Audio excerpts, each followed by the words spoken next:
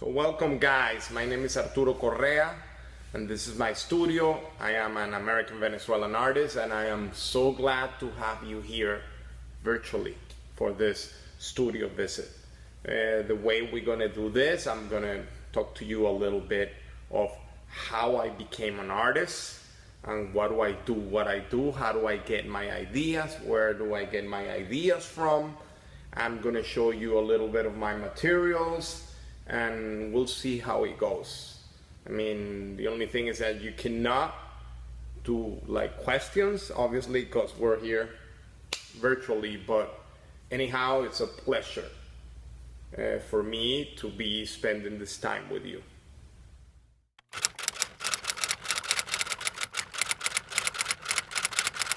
To tell you the truth, when I was growing up, I never thought I was going to be a painter. And I always loved to draw. I always loved to, I remember when I was little, I used to draw all these cartoons and things like that. And in order for me to understand something, I draw things. Let's say I was studying whatever subject, and I mean, it was easy for me, instead of like listening to the words, to draw the images related to the topic, and that was the way that I understood things, So I never thought I was going to be a painter, as I told you. I actually went to school a little bit for aviation. I wanted to be a pilot. That was my dream, I thought. So when I was going to to aviation, to flying school, I had a ear perforation, and I couldn't, I did get my license. I got my private pilot license. I was working on my instrument ticket and towards my commercial ticket, but I had an ear perforation when I was a kid, and that created they call it like positional vertigo or something like that. So I disqualified immediately for my commercial ticket. So there I was, not a pilot anymore. I thought that was what I wanted, and life took me to stay here in the United States and to go to school for graphic design.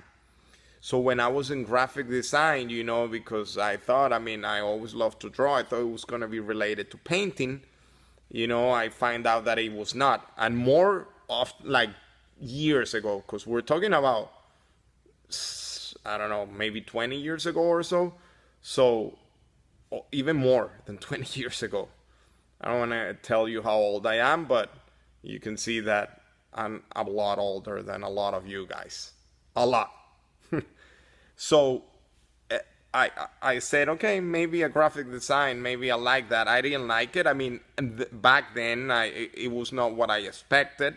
But I still graduated with my degree. I double major as a bachelor in fine arts in graphic design and in painting, because I was going to University of Central Florida and I met a person. His name is Walter Gaunik. He's my first mentor, and he was the one who got me into painting. He said, "You're not a graphic artist, you're a painter." When I took his first class, he was the one who told me that, that I had the talent and that I could be an artist, that I could make a living as an artist.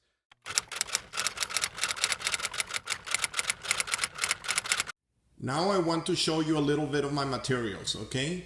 This is where I paint. This is a wall right here. This whole wall, I use it to paint my paintings, right? And these are my materials. In the middle, I always have like a wheel card with my brushes and the water and, and whatever like paint brushes that I need. So I can move around according where the painting is. I can move my little car around. Then here in the back, I have two things that are important. Okay, my paintings. They're all acrylic paints, okay? Mainly I use a brand that is called Nova Color. They're actually really good. They're from California and I get them wholesale. I've been painting with them for years and years. For, I believe, over like 18 years or so. If I'm not incorrect. Nova Colors, they're from California. Really, really good acrylic paint.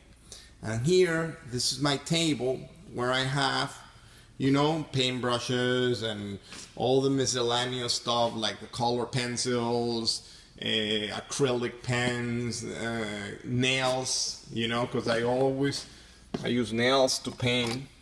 You know, like if you can see it in here, I like to scratch the surface of the painting. And that's why I paint on the wall, because I apply a lot of like strength into my paintings. So that permits me, by painting on the wall, to scratch the surface with a nail.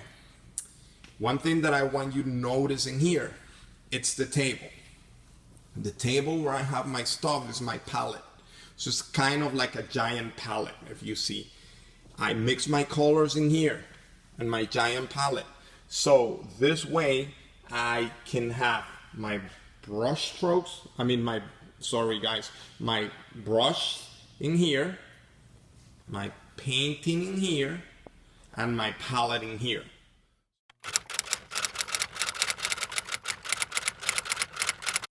Let's talk about this painting for a second. This is called Searching for Wonderland, okay? And this is a series that I did. Let me see the year, in 2016. The whole idea is, you can see Alice in Wonderland, okay? But this is a different Alice. This is an Alice that is wearing a mask and goggles. How funny is that? Who was to know that we were gonna, in 2020, have to use a mask to protect ourselves all the time? So kind of like it's that's why I wanted to point that out. I wanted to talk about this painting because it was done 4 years ago with with protection in mind. And look, goggles and a mask. It's so current. So you see Alice, you see her with goggles, you see her with a mask, you see two tigers.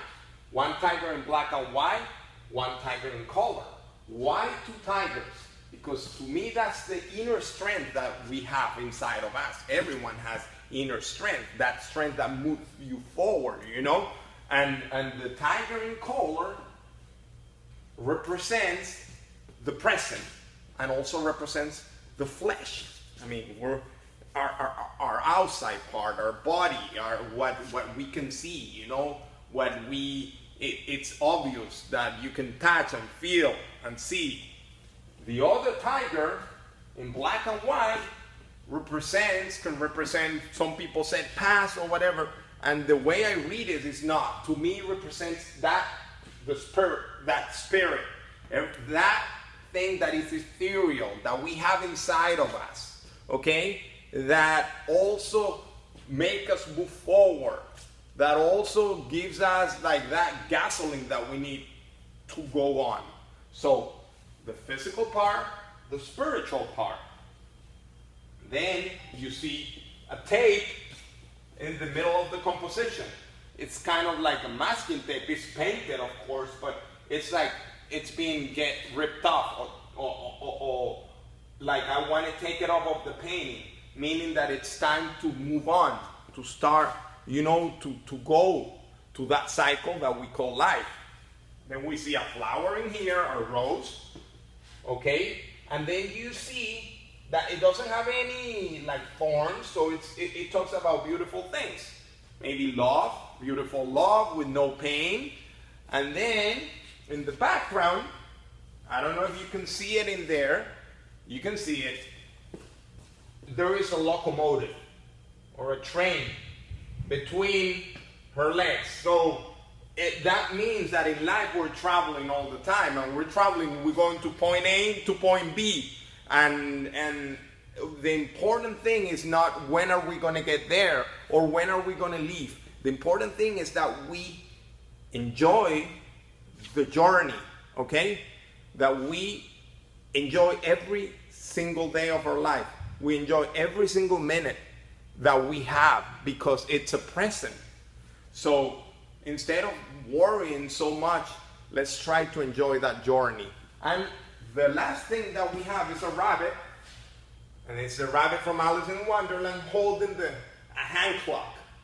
And as you can see, I don't know if you can see it in there, right here, okay? He's looking, I mean, no matter where you're in the room, that rabbit is going to look at you.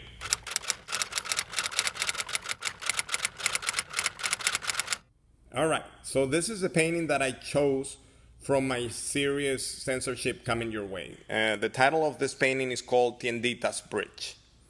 Okay, and remember, I'm American Venezuelan, but I was born in Valencia, Venezuela.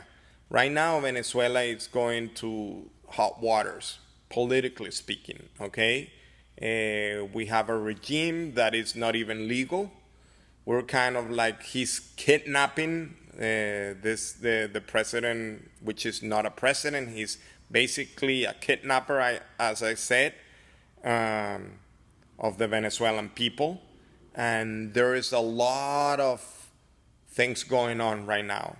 Shortage of everything, shortage of food, shortage of electricity, of water, and imagine in these days with the COVID-19, you can imagine how bad it can be.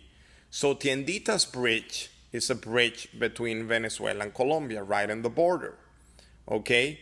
And a year ago or so, our legal president tried to bring some aid with the help of the United States and other nations to Venezuela in terms of food, in terms of water, in terms of medicine.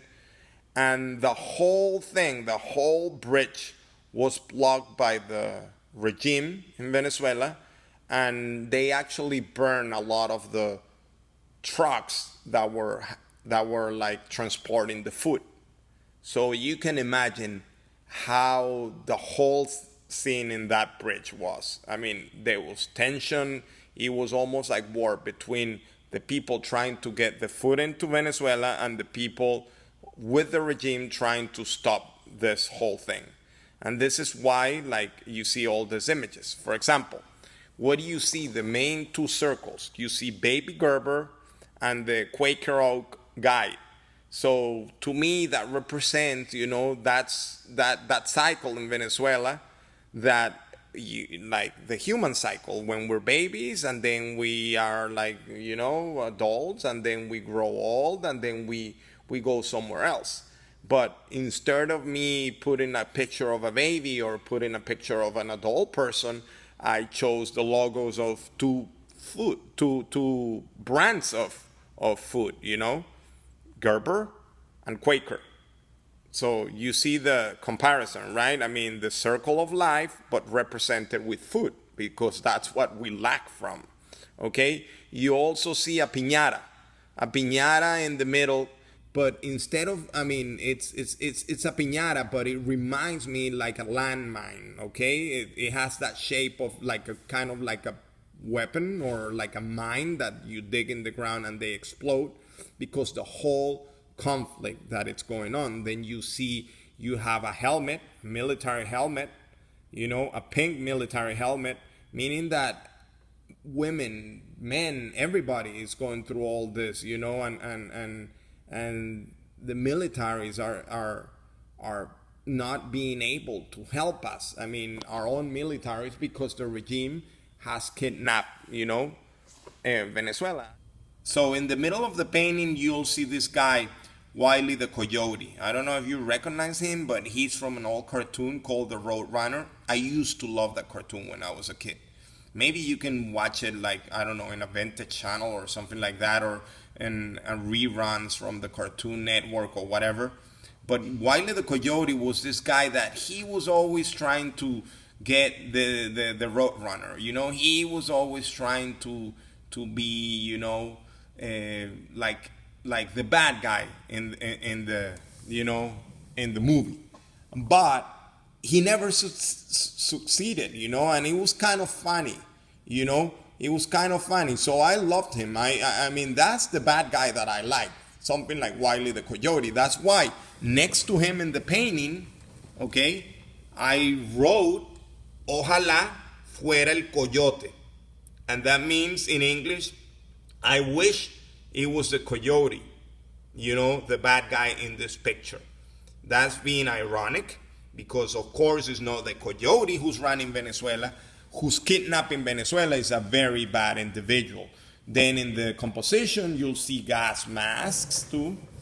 Obviously, very, it's needed for protection. Then you see another guy like this guy with a hat, and he's from a logo from a milk brand, like a sweet milk in Venezuela that is called Chicha, and I used to drink that.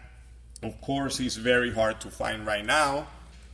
Okay, then you see little birds taken from Snow White, like pretending that all this is all like, you know, a fantasy story. Then you see little guys in parachutes and little bombs, remembering that, you know, conflict that we had in there, and that they're from Mario Bros, the game from Nintendo. My son is a huge fan. He's a gamer, and it's inspired on those little characters, and I guess at the end of the day it's inspiring in my son being present in the composition too. So there you go. And then the word censor, very important, the word censor, because there is always censorship in everything, you know. But sometimes the most, you know, the hardest censorship that we face is the censorship that we do to ourselves, you know, and that's what the painting is about. I take ideas from everywhere in order to tell you stories, in order to talk to my audience, in order for the people to make their own choices with the paintings, to grab branches from here, cartoons from this one, gas masks from this one, piñatas from this one, and then they can like make a story out of my compositions. So there you go, guys.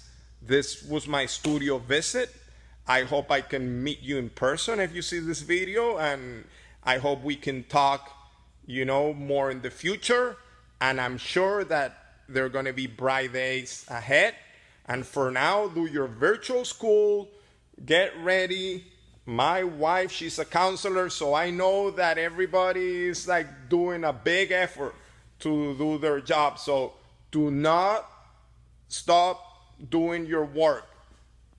Take advantage of this, take advantage of your family, of your, you know, of the days that we're living, and I'm sure that brighter days are going to come ahead. Thank you for watching. My name is Arturo Correa, and I'll see you soon.